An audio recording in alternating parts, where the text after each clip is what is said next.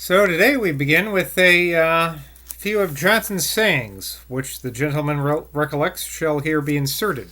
The gentleman here being Mr. McLean.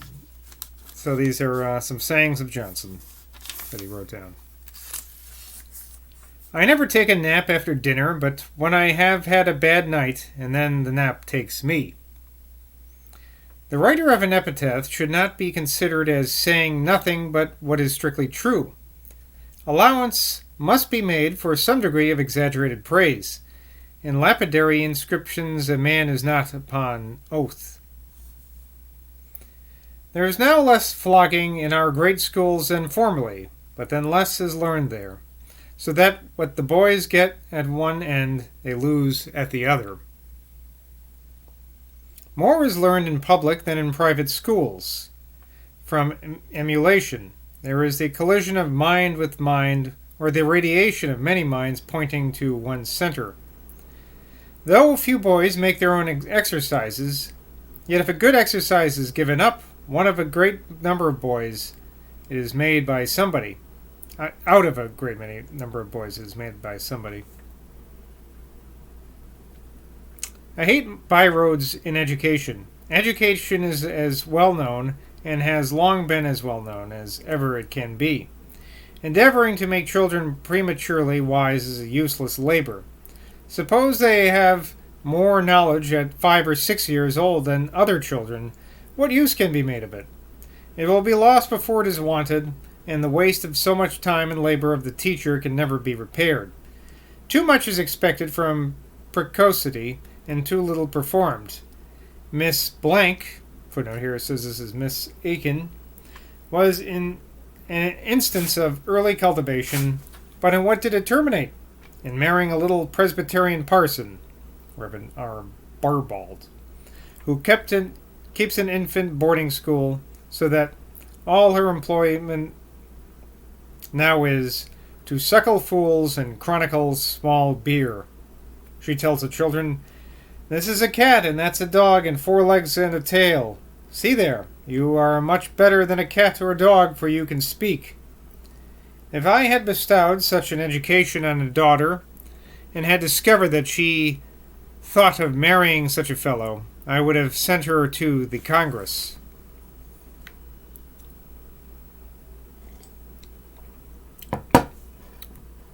After having talked slightingly of music, he was observed to listen very attentively while Miss Thrale played on the harpsichord, and with eagerness he called to her, "Why don't you dash away like Burney?"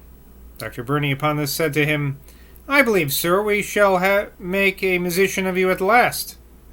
Johnson with candid complacency replied, "Sir, I shall be glad to have a new sense given to me." He had come down one morning to the breakfast-room and been a considerable time by himself before anybody appeared. When, on a subsequent day, he was twitted by Mrs. Thrale for being very late, which he generally was, he defended himself by alluding to the extraordinary morning when he had been too early. "Madame, I do not like to come down to vacuity."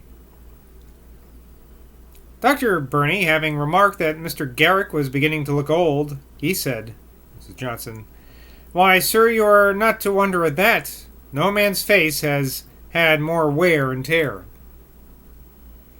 Not having heard from him for a longer time than I supposed he would be silent, I wrote to him December 18th, not in good spirits.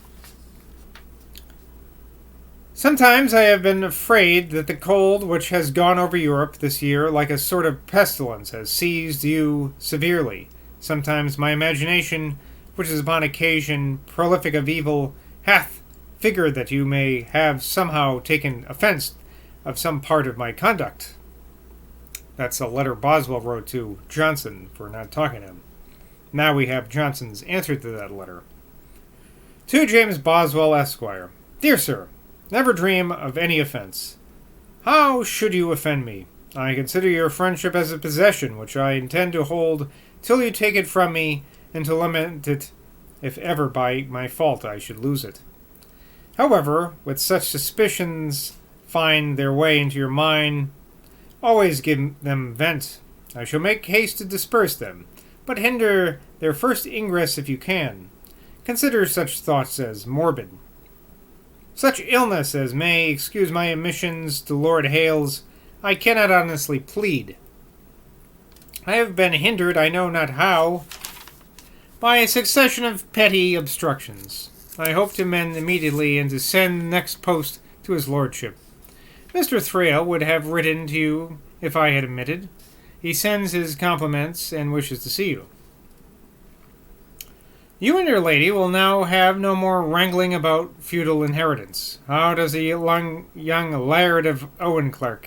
I suppose Miss Veronica's grown a reader and discourser. I have just now got a cough, but it has never yet hindered me from sleeping. I have had quieter nights than are common with me. I cannot but rejoice that Joseph has had the wit to find the way back. He is a fine fellow and one of the best travelers in the world. Footnote here says, this is Joseph Ritter, a Bohemian who was in my service many years and attended Dr. Johnson and me in our tour of the Hebrides. After having left me for some time, he had now returned to me. Young Call brought me your letter. He is a very pleasing youth. I took him 2 days ago to the Mitre, and we dined together. I was as civil as I had the means of being. I have had a letter from Versailles acknowledging with great appearance of satisfaction the insertion in the Edinburgh paper. I am very glad that it was done. My compliments to Mrs. Boswell, who does not love me, and of all the rest I need only send them to those that do, and I am afraid it will give you very little trouble to distribute them. I am, my dear sir, your affectionate humble servant, December 23rd, 1775, Sam Johnson. Boy, if Mrs. Boswell didn't hate Johnson at first, I think she has reason to now, after being harangued so much in these letters. Now we're up to 1776, an important year. This is the year Johnson was 67.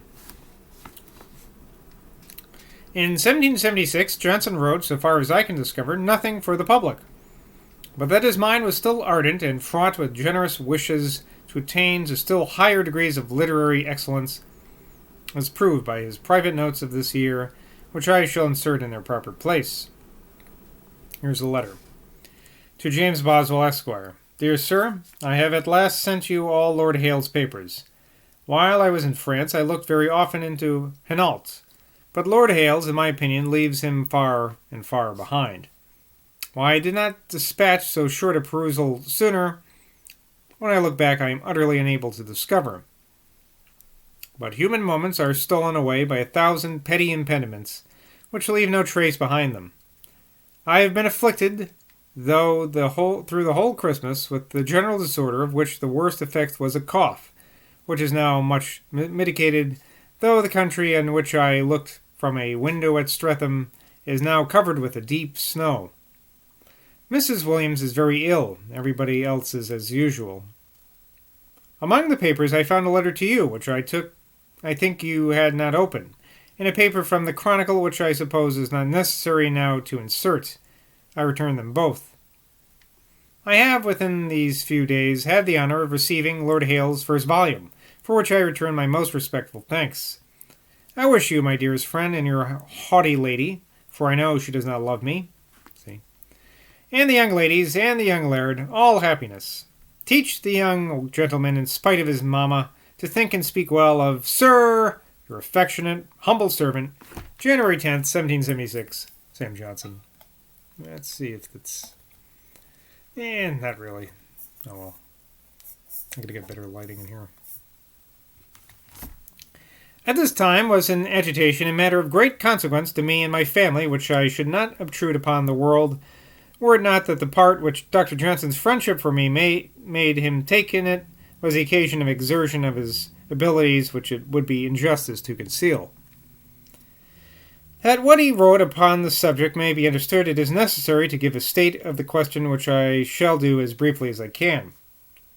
In the year 1504, the barony of Manor of Owenclerk, pronounced Oh, well, this is how you pronounce Owen Clark. He's telling us now after 665 pages. In fact, the next page is 666. So this is how you pronounce this word. I've been pronouncing totally wrong because the way you pronounce it doesn't make any sense. To those who don't know the Scottish, I guess, it's pronounced Affleck. So like Ben Affleck, apparently. Affleck. So I'll have to remember that now. Owen Clark, Auchinleck, is pronounced Affleck. Maybe Ben Affleck is from this area. I don't know. Anyway, in the year 1504, the barony of Manor of Affleck in Ayrshire, which belonged to a family of the same name with the lands, having fallen to the crown by forfeiture, James IV, King of Scotland, granted it to Thomas Boswell, a branch of an ancient family in the county of Fife, styling him in the charter Delecto Familiare Nostro, our beloved kinsman, and assigning, as the cause of the great pro bono et fideli servito nobis praesito, for good and faithful service rendered to us. Thomas Boswell was slain in battle, fighting along with his sovereign at the fatal field of Flodon in 1513. From this very honourable founder of our family, the estate was transmitted in a direct series of heirs male to David Boswell, my father's great-grand-uncle, who had no sons but 4 daughters, who were all respectfully married, the eldest to Lord Cathcart. Now, David Boswell, being resolute in the military feudal principle of continuing the male succession, passed by his daughters, and settled the estate on his nephew by his next brother, who approved of the deed and renounced any pretensions which he might possibly have in preference to his son. But the estate having been burthened with large portions of the daughters and other debts, it was necessary for the nephew to sell a considerable part of it, and what remained was still much encumbered. The frugality of the nephew preserved, and, in some degree, relieved the estate. His son, my grandfather, an eminent lawyer, not only repurchased a great part of what had been sold, but acquired other lands, and my father, who was one of the judges of Scotland, and had added considerably to the estate, now signified his inclination to take the privilege allowed by our law, see the Acts of Parliament of Scotland, 1685, chapter 22, to secure it to his family in perpetuity by an entail, which, on account of marriage articles, could not be done without my consent. You following all this? Well, you can rewind if you don't understand. In the plan of entailing the estate, I heartily concurred with him, though I was the first to be restrained by it. But we unhappily deferred to the series of heirs which should be established, or in the language of our law, called to the succession. My father had declared a predilection for heirs general, that is, males and females indiscriminately. He was willing, however, that all males descending from his grandfather should be preferred to females, but would not extend that privilege to males deriving their descent from a higher source. I, on the other hand, had a zealous partiality for heirs male, however remote, which I maintained by arguments which appeared to me to have considerable weight. There's a long footnote about that. Well, let's go into the footnote now. At first, the opinion of some distinguished naturalists that our species is transmitted through males only, the female being all along no more than a nidus or nurse, as Mother Earth is to plants of every sort, which notion seems to me to be confirmed by the text of Scripture. He was yet in the loins of his father when Melchizedek met him. See Hebrew, volume 7. Line 10.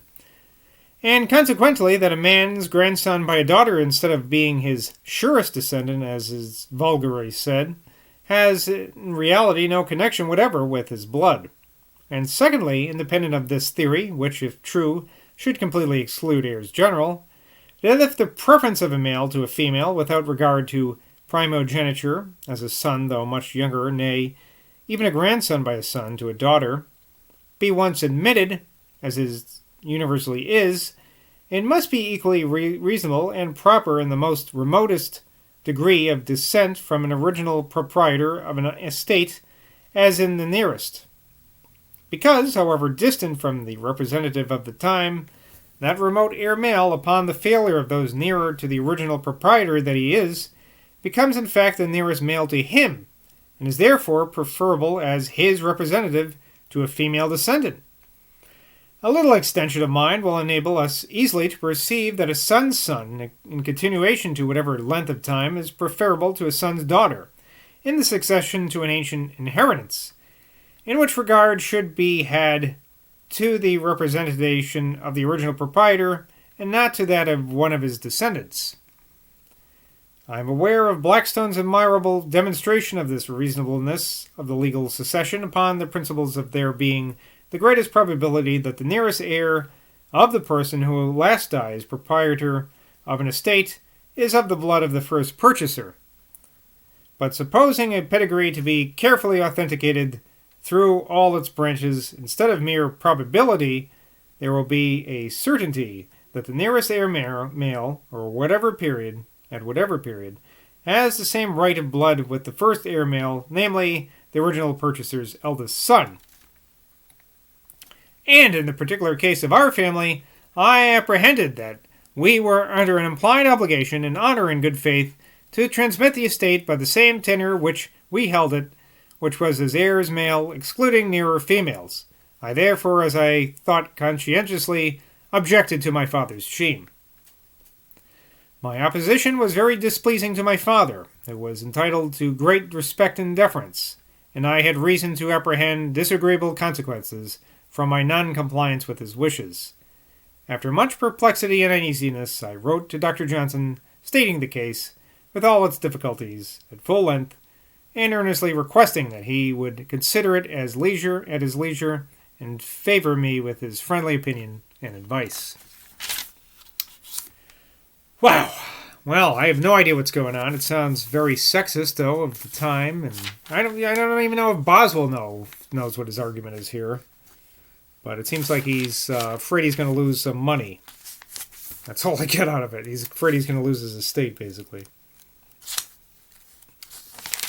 Anyway, here's Johnson's answer. To James Boswell, Esquire.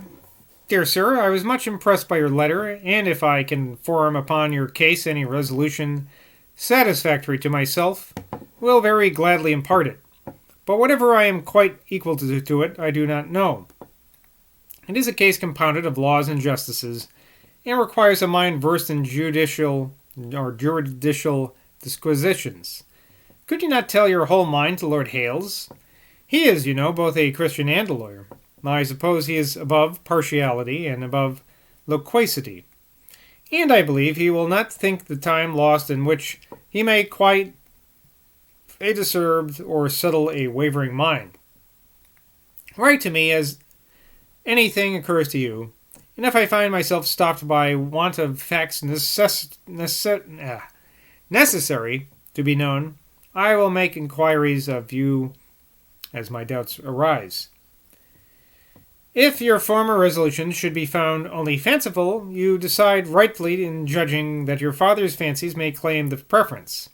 But whatever they are, fanciful or rational, is a question. I really think Lord Hales could help us. Make my compliments to dear Mrs. Boswell, and tell her that I hope to be wanting in nothing that I can contribute to bring you all out of your troubles. Oh, I didn't shit on her that time. I am, dear sir, most affectionately your humble servant, London, January 15th, 1776, Sam Johnson. It's going to be a long year. We're only on January 15th. Okay, well, I'm not quite sure I understand the legal thing here. It sounds like Boswell's father was holding the estate until a closer male heir was available, but then he was like, just give it to the next female closest heir, maybe. And Boswell's like, no, I want that estate. I'm a guy, and I want it. And I remember he's kind of a sneaky dude, Boswell, because I remember a long time ago he brought up this topic about heirs and whatnot with Johnson before, kind of putting that seed in his mind as something he wants to bring up with him much later, because that was many years ago, I think, in the book. Anyway, till next time, bye from Boswell.